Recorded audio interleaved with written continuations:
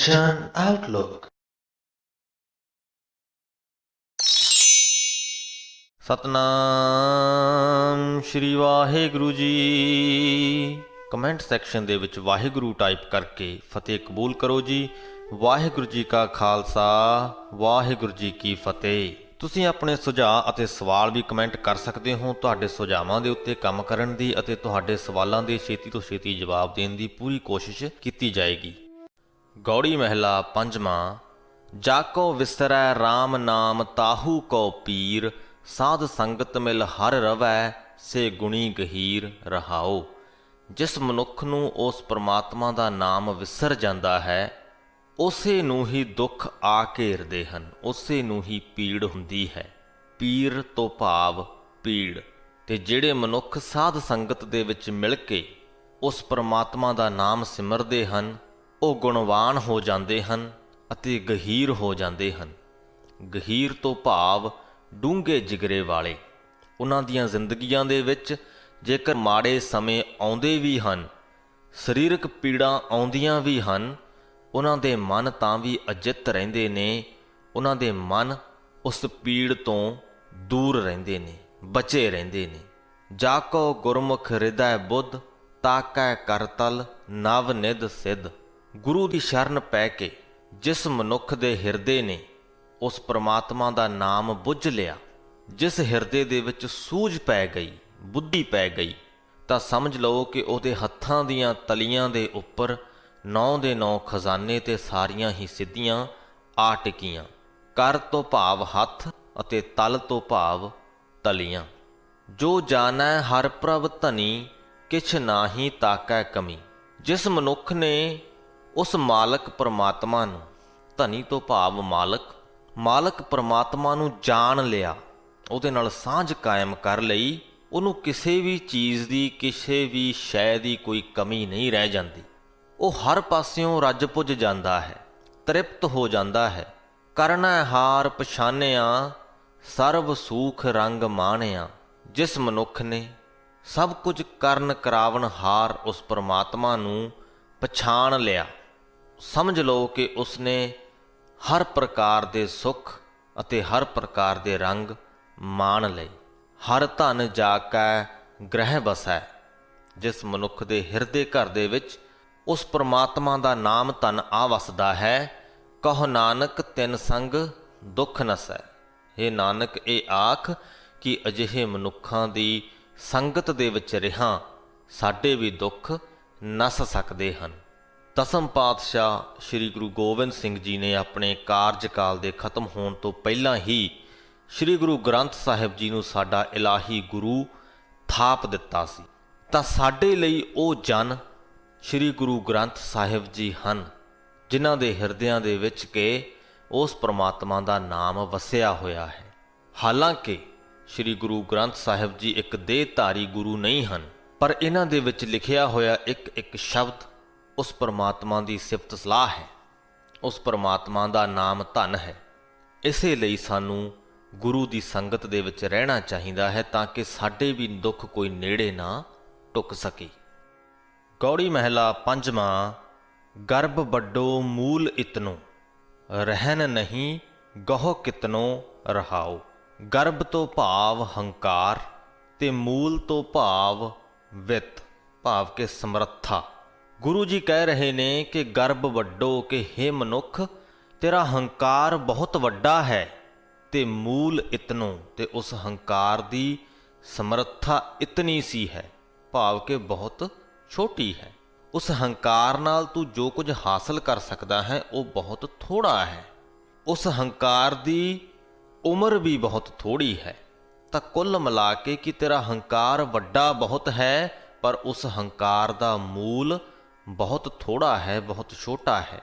ਰਹਿਨ ਨਹੀਂ ਗਹੁ ਕਿਤਨੋ, ਤੂੰ ਇਸ ਦੁਨੀਆ ਦੇ ਉੱਤੇ ਸਦਾ ਨਹੀਂ ਰਹਿਣਾ। ਇਸ ਦੁਨੀਆ ਦੇ ਉੱਤੇ ਤੇਰਾ ਰਹਿਣ ਸਦਾ ਨਹੀਂ ਹੋ ਸਕਦਾ, ਪਰ ਫਿਰ ਵੀ ਤੇਰੀ ਮਾਇਆ ਪ੍ਰਤੀ ਖਿੱਚ ਬਹੁਤ ਜ਼ਿਆਦੇ ਹੈ। ਨਾਸਵੰਤ ਚੀਜ਼ਾਂ ਪ੍ਰਤੀ ਤੇਰੀ ਖਿੱਚ ਬਹੁਤ ਵੱਡੀ ਹੈ। ਬੇਵਰਜਤ ਵੇਦ ਸੰਤਨਾ ਉਆਹੂ ਸਿਓ ਰੇ ਹਿਤਨੋ। ਬੇਵਰਜਤ ਤੋਂ ਭਾਵ ਵਰਜਣਾ, ਵੇਦ ਤੋਂ ਭਾਵ ਵੇਦ ਤੇ ਸੰਤਨਾ ਤੋਂ ਭਾਵ ਸੰਤ, ਕਿ ਜਿਹੜੀ ਗੱਲ ਤੋਂ ਵੇਦ ਆਦਿਕ ਧਾਰਮਿਕ ਪੁਸਤਕਾਂ ਅਤੇ ਸੰਤ ਸੇਵਕ ਵਰਜਦੇ ਹਨ, ਜਿਹੜੀ ਮਾਇਆ ਤੋਂ ਧਾਰਮਿਕ ਪੁਸਤਕਾਂ ਤੇ ਸੰਤ ਜਨ ਵਰਜਦੇ ਹਨ, ਉਆਹੂ ਸਿਓ ਰੇ ਹਿਤਨੋ, ਤੇਰਾ ਉਹਨਾਂ ਦੇ ਨਾਲ ਹੀ ਹਿੱਤ ਹੈ, ਉਹਨਾਂ ਦੇ ਨਾਲ ਹੀ ਮੋਹ ਬਣਿਆ ਰਹਿੰਦਾ ਹੈ। ਹਾਰ ਜੁਆਰ ਜੂਆ ਵਿਦੇ, ਇੰਦਰੀ ਵਸ ਲੈ ਜਿਤਨੋ, ਜਿਸ ਪ੍ਰਕਾਰ ਇੱਕ ਜੁਆਰੀ ਜੂਏ ਦੇ ਵਿੱਚ ਹਾਰਦਾ ਹੈ, ਉਸੇ ਪ੍ਰਕਾਰ ਹੀ ਤੂੰ ਆਪਣੀ ਇਹ ਜੀਵਨ ਬਾਜੀ ਮਾਇਆ ਦੇ ਵਿੱਚ ਹਾਰ ਰਿਹਾ ਹੈ। ਤੇਰੀ ਕਾਮ ਇੰਦਰੀ ਨੇ ਤੈਨੂੰ ਆਪਣੇ ਵਸ ਦੇ ਵਿੱਚ ਕਰਕੇ ਜਿੱਤ ਰੱਖਿਆ ਹੈ। ਹਰਨ ਭਰਨ ਸੰਪੂਰਨਾ, ਚਰਨ ਕਮਲ ਰੰਗ ਰਿਤਨੋ, ਰਿਤਨੋ ਤੋਂ ਭਾਵ ਖਾਲੀ ਸੱਖਣਾ, ਜਿਹੜਾ ਸੰਪੂਰਨ ਪਰਮਾਤਮਾ ਸਾਰੇ ਹੀ ਜੀਵਾਂ ਨੂੰ ਪੈਦਾ ਕਰਨ ਵਾਲਾ ਹੈ ਤੇ ਉਹਨਾਂ ਦਾ ਨਾਸ ਕਰਨ ਵਾਲਾ ਹੈ। ਹਰਨ ਭਰਨ ਸੰਪੂਰਨਾ ਤੋਂ ਭਾਵ ਕਿ ਸੰਪੂਰਨ ਪਰਮਾਤਮਾ ਜਿਹੜਾ ਜੀਵਾਂ ਨੂੰ ਹਰੇ ਵੀ ਕਰ ਸਕਦਾ ਹੈ ਤੇ ਉਹਨਾਂ ਨੂੰ ਨਾਸ ਵੀ ਕਰ ਸਕਦਾ ਹੈ। ਉਹਦੇ ਚਰਨ ਕਮਲ ਰੰਗ ਰਿਤਨੋ, ਤੂੰ ਉਹਦੇ ਚਰਨਾਂ ਦੇ ਪ੍ਰੇਮ ਤੋਂ ਬਹੁਤ ਸੱਖਣਾ ਹੈ। ਨਾਨਕ ਉਦਰੇ ਸਾਧ ਸੰਗ, ਕਿਰਪਾ ਨਿਧ ਮੈਂ ਦਿੱਤਨੋ, ਜਿਹੜੇ ਮਨੁੱਖ ਸਾਧ ਸੰਗਤ ਦੇ ਵਿੱਚ ਜੁੜਦੇ ਹਨ ਉਹ ਮਾਇਆ ਦੇ ਮੋਹ ਤੋਂ ਬਚ ਜਾਂਦੇ ਹਨ, ਉਦਰ ਜਾਂਦੇ ਹਨ। ਨਾਨਕ ਦੇ ਉੱਪਰ ਉਸ ਪਰਮਾਤਮਾ ਨੇ ਕਿਰਪਾ ਕੀਤੀ ਹੈ ਕਿ ਉਹਨੂੰ ਸਾਧ ਸੰਗਤ ਦਾ ਖਜ਼ਾਨਾ ਉਸ ਪਰਮਾਤਮਾ ਨੇ ਬਖਸ਼ਿਆ ਹੈ। ਗੌੜੀ ਮਹਿਲਾ ਪੰਜਵਾਂ। ਮੋਹੇ ਦਾਸਰੋ ਠਾਕੁਰ ਕੋ, ਧਾਨ ਪ੍ਰਭ ਕਾ ਖਾਨਾ ਰਹਾਓ। ਧਾਨ ਤੋਂ ਭਾਵ ਦਾਨ ਵਜੋਂ ਬਖਸ਼ਿਆ ਹੋਇਆ ਅੰਨ। ਗੁਰੂ ਜੀ ਕਹਿੰਦੇ ਕਿ ਮੈਂ ਉਸ ਮਾਲਕ ਪਰਮਾਤਮਾ ਦਾ ਇੱਕ ਨਿਮਾਣਾ ਜਿਹਾ ਦਾਸ ਹਾਂ ਤੇ ਮੈਂ ਉਹਦੇ ਵੱਲੋਂ ਬਖਸ਼ਿਆ ਹੋਇਆ ਅੰਨ ਹੀ ਖਾਂਦਾ ਹਾਂ। ਐਸੋ ਹੈ ਰੇ ਖਸਮ ਹਮਾਰਾ, ਸਾਡਾ ਉਹ ਖਸਮ ਪਰਮਾਤਮਾ ਇਸ ਪ੍ਰਕਾਰ ਦਾ ਹੈ ਕਿ ਖਿਨਮਹਿ ਸਾਜ ਸਵਾਰਨ ਹਾਰਾ, ਕਿ ਉਹ ਇੱਕ ਪਲ ਦੇ ਵਿੱਚ ਇਸ ਸ੍ਰਿਸ਼ਟੀ ਦੀ ਰਚਨਾ ਕਰਕੇ ਇਹਨੂੰ ਸੋਹਣਾ ਬਣਾਉਣ ਦੇ ਯੋਗ ਹੈ। ਕਾਮ ਕਰੀ ਜੇ ਠਾਕੁਰ ਭਾਵਾ, ਜੇ ਉਸ ਪਰਮਾਤਮਾ ਨੂੰ ਚੰਗਾ ਲੱਗੇ ਤਾਂ ਮੈਂ ਉਹਦੇ ਕਾਰ ਕਰਾਂ, ਮੈਂ ਉਹਦਾ ਕਾਰਜ ਕਰਾਂ, ਮੈਂ ਉਹਦਾ ਕੰਮ ਕਰਾਂ। ਗੀਤ ਚਰਿਤ ਪ੍ਰਭ ਕੇ ਗੁਣ ਗਾਵਾਂ, ਮੈਂ ਉਸ ਪਰਮਾਤਮਾ ਦੀ ਸਿਫਤ ਸਲਾਹ ਦੇ ਗੀਤ ਗਾਉਂਦਾ ਰਹਾਂ। ਸਰਨ ਪਰਿਓ ਠਾਕੁਰ ਵਜੀਰਾ, ਤਿਨਾ ਦੇਖ ਮੇਰਾ ਮਨ ਧੀਰਾ, ਮੈਂ ਉਸ ਪਰਮਾਤਮਾ ਦੇ ਉਸ ਮਾਲਕ ਦੇ ਵਜ਼ੀਰਾਂ ਦੀ ਸਰਨ ਦੇ ਵਿੱਚ ਆ ਪਿਆ ਹਾਂ ਤੇ ਉਹਨਾਂ ਨੂੰ ਵੇਖ ਕੇ ਹੀ ਮੇਰੇ ਮਨ ਦੇ ਵਿੱਚ ਧੀਰਜ ਆ ਜਾਂਦਾ ਹੈ। ਏਕ ਟੇਕ ਇੱਕੋ ਆਧਾਰਾ, ਮੇਰੇ ਲਈ ਸਿਰਫ ਉਸ ਇੱਕ ਪਰਮਾਤਮਾ ਦਾ ਹੀ ਆਸਰਾ ਹੈ, ਉਸੇ ਦੀ ਹੀ ਓਟ ਹੈ। ਜਨ ਨਾਨਕ ਹਰ ਕੀ ਲਾਗਾ ਕਾਰਾ, ਇਸੇ ਲਈ ਨਾਨਕ ਉਸ ਪਰਮਾਤਮਾ ਦੀ ਸਿਫਤ ਸਲਾਹ ਦੀ ਕਾਰ ਦੇ ਵਿੱਚ ਲੱਗ ਗਿਆ ਹੈ। ਗੌੜੀ ਮਹਿਲਾ ਪੰਜਵਾਂ। ਹੈ ਕੋਈ ਐਸਾ ਹਉਮੈ ਤੋਰੈ, ਇਸ ਮਿੱਠੀ ਤੇ ਇਹ ਮਨ ਹੋਰੈ ਰਹਾਓ। ਕੀ ਕੋਈ ਅਜਿਹਾ ਮਨੁੱਖ ਹੈ ਜਿਹੜਾ ਮੇਰੀ ਮਦਦ ਕਰੇ ਮੇਰੀ ਹਉਮੈ ਨੂੰ ਤੋੜਨ ਦੇ ਵਿੱਚ, ਜਿਹੜਾ ਮੇਰੀ ਮਦਦ ਕਰੇ ਇਸ ਮਿੱਠੀ ਮਾਇਆ ਦੇ ਮੋਹ ਤੋਂ ਮੇਰੇ ਮਨ ਨੂੰ ਰੋਕਣ ਦੇ ਵਿੱਚ। ਅਗਿਆਨੀ ਮਾਨੁਖ ਭਇਆ, ਜੋ ਨਾਹੀ ਸੋ ਲੋਰੈ। ਇਹ ਮਨੁੱਖ ਅਗਿਆਨੀ ਹੋ ਗਿਆ ਹੈ ਤੇ ਅਗਿਆਨੀ ਹੋਣ ਦੇ ਕਾਰਨ ਜਿਹੜੀ ਚੀਜ਼ ਸਦਾ ਨਹੀਂ ਟਿਕੀ ਰਹਿਣੀ, ਜਿਹੜੀ ਨਾਸਵੰਤ ਹੈ, ਉਹ ਲੋੜਦਾ ਹੈ, ਉਹਨੂੰ ਲੱਭਦਾ ਫਿਰਦਾ ਹੈ, ਉਹਦੇ ਪਿੱਛੇ ਕਮਲਾ ਹੋਇਆ ਫਿਰਦਾ ਹੈ। ਰੈਣ ਅੰਧਾਰੀ ਕਾਰਿਆ, ਕਵਣ ਜੁਗਤ ਜਿਤ ਭੋਰੈ। ਭੋਰੈ ਤੋਂ ਭਾਵ ਦਿਨ ਚੜ੍ਹਨਾ। ਮਨੁੱਖ ਦੇ ਮਨ ਵਿੱਚ ਮਾਇਆ ਦੇ ਮੋਹ ਦੀ ਹਨੇਰੀ ਕਾਲੀ ਰਾਤ ਛਾਈ ਹੋਈ ਹੈ। ਗੁਰੂ ਜੀ ਪੁੱਛਦੇ ਨੇ ਕਿ ਉਹ ਕਿਹੜੀ ਜੁਗਤ ਹੈ। ਕਵਨ ਜੁਗਤ ਜਿਤ ਭੋਰੈ, ਜਿਹਦੇ ਨਾਲ ਕਿ ਮਨੁੱਖ ਦੇ ਮਨ ਵਿੱਚ ਗਿਆਨ ਦਾ ਦਿਨ ਚੜ੍ਹ ਪਏ। ਭਰਮ ਤੋਂ ਹਾਰਿਆ, ਅਨਕ ਵਿਧੀ ਕਰ ਟੋਰੈ। ਕਿ ਮੈਂ ਭਾਲਦਾ ਭਾਲਦਾ ਭਟਕਦਾ ਥੱਕ ਗਿਆ ਹਾਂ। ਅਨੇਕਾਂ ਵਿਧੀਆਂ ਟਟੋਲ ਕੇ ਭਾਲ ਕੇ ਵੇਖ ਲਈਆਂ ਨੇ, ਪਰ ਅਜਿਹੀ ਕੋਈ ਜੁਗਤ ਨਹੀਂ ਲੱਭੀ, ਅਜਿਹਾ ਕੋਈ ਮਨੁੱਖ ਨਹੀਂ ਲੱਭਿਆ ਜਿਹੜਾ ਮੇਰੇ ਅੰਦਰੋਂ ਮੇਰੀ ਹਉਮੈ ਨੂੰ ਤੋੜ ਸਕੇ ਤੇ ਮੇਰੇ ਮਨ 'ਚੋਂ ਮਾਇਆ ਦਾ ਮੋਹ ਖਤਮ ਕਰ ਸਕੇ। ਤੇ ਫਿਰ ਇੱਕ ਦਿਨ ਕਹੋ ਨਾਨਕ ਕਿਰਪਾ ਭਈ। ਹੇ ਨਾਨਕ, ਇਹ ਆਖ ਕਿ ਇੱਕ ਦਿਨ ਉਸ ਪਰਮਾਤਮਾ ਦੀ ਕਿਰਪਾ ਮੇਰੇ ਤੇ ਹੋਈ, ਉਹਦੀ ਮਿਹਰ ਦੀ ਨਜ਼ਰ ਮੇਰੇ ਤੇ ਪਈ। ਸਾਧ ਸੰਗਤ ਨਿਧ ਮੋਰੈ, ਤੇ ਮੈਨੂੰ ਸਾਧ ਸੰਗਤ ਉਸ ਪਰਮਾਤਮਾ ਨੇ ਬਖਸ਼ੀ। ਹੁਣ ਇਹ ਸਾਧ ਸੰਗਤ ਹੀ ਮੇਰੇ ਲਈ ਸਾਰੇ ਗੁਣਾਂ ਦਾ ਖਜ਼ਾਨਾ ਉਹ ਪਰਮਾਤਮਾ ਹੈ। ਉਸ ਸਾਧ ਸੰਗਤ ਦੀ ਮਦਦ ਦੇ ਨਾਲ ਮੈਂ ਆਪਣਾ ਹੰਕਾਰ ਤੋੜ ਸਕਿਆ ਹਾਂ, ਮੈਂ ਆਪਣੇ ਮਨ ਨੂੰ ਮਾਇਆ ਤੋਂ ਮੋੜ ਸਕਿਆ ਹਾਂ। ਗੌੜੀ ਮਹਿਲਾ ਪੰਜਵਾਂ। ਚਿੰਤਾ ਮਨ ਕਰੁਣਾਮਏ ਰਹਾਓ। ਚਿੰਤਾ ਮਨ ਤੋਂ ਭਾਵ ਉਹ ਮਣੀ, ਉਹ ਰਤਨ ਜਿਸ ਦੀ ਸਹਾਇਤਾ ਨਾਲ ਸਾਡੀਆਂ ਸਾਰੀਆਂ ਹੀ ਚਿਤਵੀਆਂ ਹੋਈਆਂ ਆਸਾਵਾਂ ਸੰਪੂਰਨ ਹੋ ਸਕਦੀਆਂ ਹਨ। ਇਸ ਪੰਕਤੀ ਦੇ ਰਾਹੀਂ ਗੁਰੂ ਜੀ ਇਹ ਕਹਿ ਰਹੇ ਨੇ ਕਿ ਉਹ ਪਰਮਾਤਮਾ ਕਰੁਣਾਮਏ ਹੈ, ਤਰਸ ਰੂਪ ਹੈ।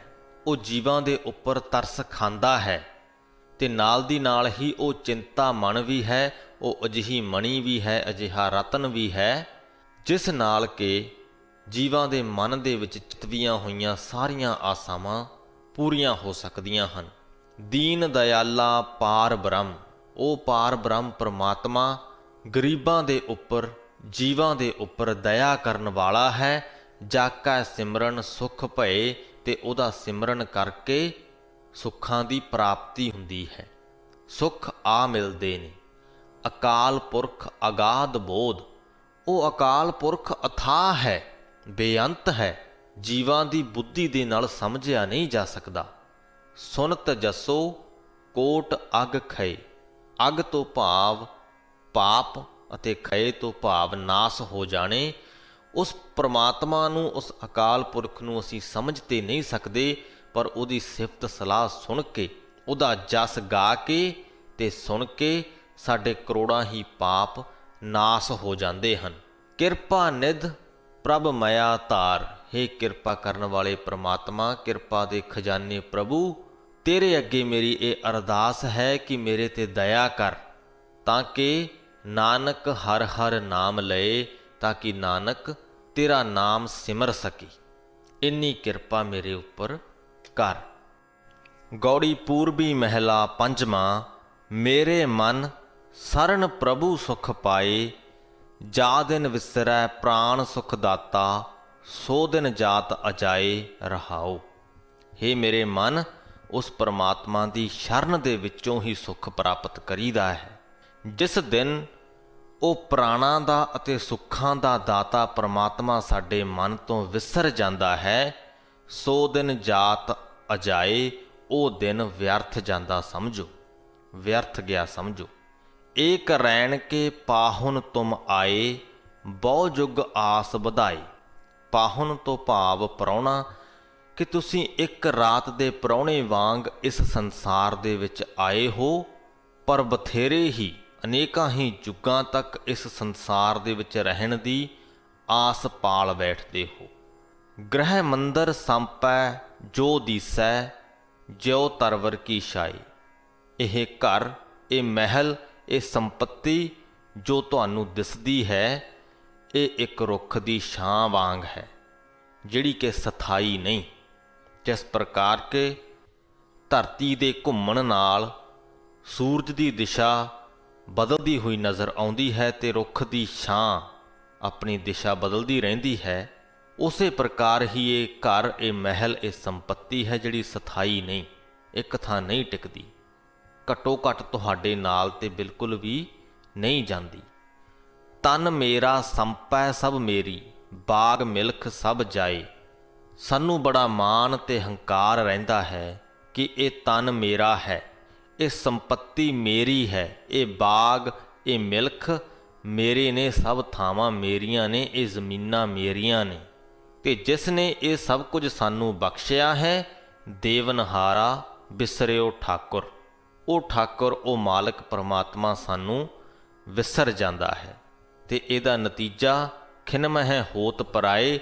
ਇਹ ਜਿਹੜੀਆਂ ਚੀਜ਼ਾਂ ਨੂੰ ਅਸੀਂ ਮੇਰੀਆਂ ਮੇਰੀਆਂ ਕਹਿੰਦੇ ਹਾਂ, ਅੰਤ ਵੇਲੇ ਇੱਕ ਪਲ ਦੇ ਵਿੱਚ ਇਹ ਸਾਰੀਆਂ ਪਰਾਈਆਂ ਹੋ ਜਾਂਦੀਆਂ ਨੇ। ਇਹਨਾਂ ਸਭਨਾਂ ਨੂੰ ਛੱਡ ਕੇ ਸਾਨੂੰ ਜਾਣਾ ਪੈਂਦਾ ਹੈ। ਪਹਿਰੈ ਬਾਗਾ ਕਰ ਇਸਨਾਨਾ ਚੋਆ ਚੰਦਨ ਲਾਏ। ਬਾਗਾ ਤੋਂ ਭਾਵ ਸੋਹਣੇ ਕੱਪੜੇ, ਕਿ ਮਨੁੱਖ ਇਸ਼ਨਾਨ ਕਰਕੇ ਸੋਹਣੇ ਕੱਪੜੇ ਪਾਉਂਦਾ ਹੈ, ਆਪਣੇ ਸਰੀਰ ਤੇ ਆਪਣੇ ਕੱਪੜਿਆਂ ਦੇ ਉੱਪਰ ਇਤਰ ਤੇ ਚੰਦਨ ਆਦਿਕ ਖੁਸ਼ਬੂਆਂ ਲਾਉਂਦਾ ਹੈ। ਪਰ ਇਹਨਾਂ ਸਭਨਾਂ ਦਾ ਕੋਈ ਫਾਇਦਾ ਨਹੀਂ ਜੇਕਰ ਨਿਰਭਉ ਨਿਰੰਕਾਰ ਨਹੀਂ ਚੀਨਿਆ, ਜੋ ਹਸਤੀ ਨਾ ਵਾਈ। ਜਦੋਂ ਤੱਕ ਤੁਸੀਂ ਉਸ ਨਿਰਭਉ ਤੇ ਨਿਰੰਕਾਰ ਪ੍ਰਮਾਤਮਾ ਨੂੰ ਨਹੀਂ ਚੇਤੇ ਦੇ ਵਿੱਚ ਰੱਖਦੇ, ਉਦੋਂ ਤੱਕ ਤੁਹਾਡੇ ਇਸ਼ਨਾਨ, ਤੁਹਾਡੇ ਸੋਹਣੇ ਕੱਪੜੇ ਤੇ ਲਾਈਆਂ ਖੁਸ਼ਬੂਆਂ ਹਾਥੀ ਨੂੰ ਨਵਾਉਣ ਵਾਂਗ ਨੇ। ਹਾਥੀ ਨੂੰ ਨਵਾਉਣ ਦੀ ਉਦਾਹਰਣ ਇਸ ਕਰਕੇ ਲਈ ਗਈ ਹੈ ਕਿ ਜੇਕਰ ਤੁਸੀਂ ਹਾਥੀ ਨੂੰ ਨਵਾ ਵੀ ਲਓਗੇ, ਅਗਲੇ ਹੀ ਪਲ ਉਹਨੇ ਫੇਰ ਮਿੱਟੀ ਦੇ ਵਿੱਚ ਹੀ ਘੁਲਣਾ ਹੈ, ਉਹ ਫਿਰ ਤੋਂ ਗੰਦਾ ਹੋ ਜਾਏਗਾ। ਤਾਂ ਉਸੇ ਤਰ੍ਹਾਂ ਹੀ ਜਦ ਤੱਕ ਅਸੀਂ ਉਸ ਪ੍ਰਮਾਤਮਾ ਨੂੰ ਚੇਤੇ ਦੇ ਵਿੱਚ ਨਹੀਂ ਰੱਖਦੇ, ਨਹਾ ਕੇ ਸੋਹਣੇ ਕੱਪੜੇ ਪਾ ਕੇ ਸੋਹਣੀਆਂ ਖੁਸ਼ਬੂਆਂ ਲਾ ਕੇ ਜੋ ਸਾਨੂੰ ਖੁਸ਼ੀ ਮਿਲਦੀ ਹੈ, ਉਹ ਅਗਲੇ ਹੀ ਪਲ ਖਤਮ ਵੀ ਹੋ ਜਾਂਦੀ ਹੈ, ਸਥਾਈ ਨਹੀਂ ਰਹਿੰਦੀ। ਜੋ ਹੋਏ ਕਿਰਪਾਲ ਤਾਂ ਸਤਿਗੁਰ ਮੇਲੈ, ਸਭ ਸੁੱਖ ਹਰਿ ਕੇ ਨਾਏ। ਜਿਸ ਮਨੁੱਖ ਦੇ ਉੱਪਰ ਉਹ ਪ੍ਰਮਾਤਮਾ ਕਿਰਪਾਲ ਹੋ ਜਾਵੇ, ਦਿਆਲ ਹੋ ਜਾਵੇ, ਤਾਂ ਉਸ ਮਨੁੱਖ ਦਾ ਸੱਚੇ ਗੁਰੂ ਦੇ ਨਾਲ ਉਹ ਮੇਲ ਕਰਵਾ ਦਿੰਦਾ ਹੈ। ਤੇ ਸੱਚੇ ਗੁਰੂ ਨੂੰ ਮਿਲ ਕੇ ਉਸ ਮਨੁੱਖ ਦੇ ਮਨ ਵਿੱਚ ਇਹ ਸਮਝ ਪੈ ਜਾਂਦੀ ਹੈ ਕਿ ਸਭ ਸੁੱਖ ਹਰਿ ਕੇ ਨਾਏ, ਉਸ ਪ੍ਰਮਾਤਮਾ ਦੇ ਨਾਮ ਵਿੱਚ ਹੀ ਸਾਰੇ ਸੁੱਖ ਹਨ। ਮੁਕਤ ਭਇਆ ਬੰਧਨ ਗੁਰ ਖੋਲੇ, ਜਨ ਨਾਨਕ ਹਰਿ ਗੁਣ ਗਾਏ। ਹੇ ਨਾਨਕ, ਇਹ ਆਖ ਕਿ ਉਸ ਮਨੁੱਖ ਦੇ ਮਾਇਆ ਦੇ ਬੰਧਨ ਗੁਰੂ ਖੋਲ ਦਿੰਦਾ ਹੈ, ਉਹਨੂੰ ਮਾਇਆ ਦੇ ਬੰਧਨਾਂ ਤੋਂ ਮੁਕਤ ਕਰ ਦਿੰਦਾ ਹੈ, ਤੇ ਫਿਰ ਉਹ ਮਨੁੱਖ ਉਸ ਪਰਮਾਤਮਾ ਦੇ ਗੁਣ ਗਾਉਂਦਾ ਰਹਿੰਦਾ ਹੈ। ਸੋ ਇਸ ਦੇ ਨਾਲ ਹੀ ਸ੍ਰੀ ਗੁਰੂ ਗ੍ਰੰਥ ਸਾਹਿਬ ਜੀ ਦੇ 212ਵੇਂ ਅੰਗ ਦੀ ਬਾਣੀ ਦੀ ਵਿਆਖਿਆ ਦੀ ਸਮਾਪਤੀ ਹੁੰਦੀ ਹੈ ਜੀ। ਅੱਜ ਦੀ ਬਾਣੀ ਦੇ ਵਿੱਚ ਵੀ ਅਸੀਂ ਉਹੀ ਸਭ ਕੁਝ ਸਿੱਖਿਆ ਜੋ ਅਸੀਂ ਬਾਰ-ਬਾਰ ਬਾਣੀ ਦੇ ਵਿੱਚ ਪੜ੍ਹਦੇ ਹਾਂ ਕਿ ਇਸ ਦੁਨੀਆ ਦੇ ਵਿੱਚ ਨਾਸਵੰਤ ਚੀਜ਼ਾਂ ਦੇ ਨਾਲ ਸਾਡਾ ਮੋਹ ਬਣਿਆ ਹੋਇਆ ਹੈ, ਤੇ ਅਸੀਂ ਇਹ ਗੱਲ ਨਹੀਂ ਸਮਝਦੇ ਕਿ ਇਹ ਨਾਸਵੰਤ ਨੇ, ਇੱਕ ਰੁੱਖ ਦੀ ਛਾਂ ਬਰਾਬਰ ਨੇ। ਇਹ ਸਭ ਕੁਝ ਜੋ ਅਸੀਂ ਖੁਸ਼ੀ ਪ੍ਰਾਪਤ ਕਰਨ ਦੇ ਲਈ ਕਰਦੇ ਹਾਂ, ਇਹ ਹਾਥੀ ਨੂੰ ਨਵਾਉਣ ਵਾਂਗ ਹੈ। ਸਥਾਈ ਸੁੱਖ ਉਸ ਪਰਮਾਤਮਾ ਦੇ ਨਾਮ 'ਚੋਂ ਹੀ ਹਾਸਲ ਹੁੰਦਾ ਹੈ, ਉਹਨੂੰ ਆਪਣੇ ਮਨ ਦੇ ਵਿੱਚ ਸਦਾ ਚੇਤੇ ਰੱਖਣ ਵਿੱਚੋਂ ਹੀ ਹਾਸਲ ਹੁੰਦਾ ਹੈ। ਸੋ ਆਓ ਅਸੀਂ ਆਪਣੇ ਹੰਕਾਰ ਨੂੰ ਤਿਆਗੀਏ ਤੇ ਉਸ ਪਰਮਾਤਮਾ ਦੇ ਨਾਲ ਸਾਂਝ ਕਾਇਮ ਕਰੀਏ, ਜਿਸ ਨੇ ਸਾਨੂੰ ਉਹ ਸਭ ਕੁਝ ਬਖਸ਼ਿਆ ਹੈ ਜਿਹਨੂੰ ਅਸੀਂ ਆਪਣਾ ਆਪਣਾ ਕਹਿੰਦੇ ਹਾਂ। ਇਸੇ ਸੰਦੇਸ਼ ਦੇ ਨਾਲ ਹੀ ਫਤਿਹ ਕਬੂਲ ਕਰੋ ਜੀ।